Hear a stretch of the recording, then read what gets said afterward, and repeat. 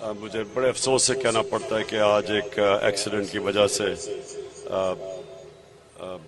ہمیں یہ پوسٹ پون کرنا پڑا۔ ان کی فیملی کے لیے ہم اللہ سے دعا کرتے ہیں کہ ان کو حوصلہ دے اور طاقت دے۔ یہ جو ٹریجڈی ہوئی ہے ان کی، اللہ سے یہ دعا کرتے ہیں کہ اللہ جب تمہیں لے کے جانا ہے تو مجھے بھی عرش شریف کی طرح لے کے جائے ایک شہیدوں کی موت ہے۔ ڈرے ہوئے ہو رانا ثناء اللہ، تم اور جو اوپر تمہارے سارے کیبنٹ اور جو فتنے جرائم پیشہ لوگ تمہارے ساتھ ہیں، ڈرے ہوئے ہو اور تمہیں ڈرنا چاہیے۔ وہ جو تمہارا اوپر جو بوٹ پالش کرنے والا چیری بلوسم شہباز شریف، ہیومن رائٹس کی رپورٹ ہے کہ 97 اور 99 کے بیچ میں اس نے کتنے 100 قتل کیے، پولیس مقابلے کے ذریعے اس نے لوگوں کو مروایا۔ تم یہ لوگ ہو، ہم وہ لوگ ہیں جو پاکستان کی عوام کو لے کے پرامن طریقے سے نکلتے ہیں۔ 26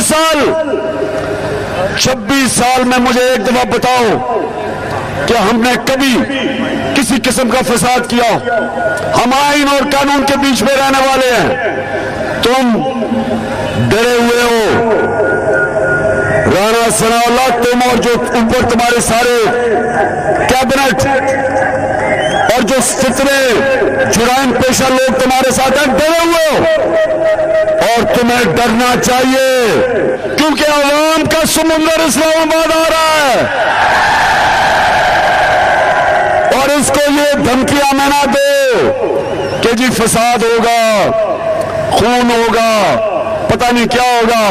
یہ بھی سن لو، میں پھر سے ریپیٹ کرتا ہوں، پھر سے کہتا ہوں کہ تمہارے جیسے چوروں کے نیچے اگر مجھے رہنا پڑے، مجھے ارشد شریف جیسی موت پسند نہ بجائے میں تمہاری سے نیچے غلامی کروں۔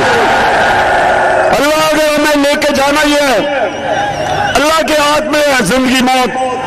قرآن میں اس نے واضح کیا ہے کہ جب وقت آئے گا نہ ایک منٹ آگے نہ پیچھے ہوگا، تو ہم تو اللہ سے یہ دعا کرتے ہیں کہ اللہ جب تمہیں لے کے جانا ہے تو مجھے بھی ارشد شریف کی طرح لے کے جائے ایک شہیدوں کی موت ہے۔ اچھا، مرید کے سارے ہاتھ کھڑا کر کے میرے ساتھ حلف ہو۔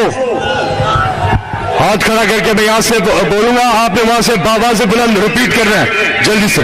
بسم اللہ الرحمن الرحیم۔ ہم حلف اٹھاتے ہیں کہ پاکستان کے آئین کی ہمیشہ پاسداری کریں گے، ہم پاکستان کی خود مختاری کا تحفظ کریں گے کہ ہم کبھی بھی اللہ کے سوا کسی کے سامنے نہیں جھکیں گے، اور ہم حقیقی آزادی کے اس جہاد میں آخر تک عمران خان کے ساتھ جد و جہد کریں گے اور ہر قسم کی قربانی کے لیے تیار رہیں گے۔ اللہ ہم سب کا حامی و ناصر ہو، آمین۔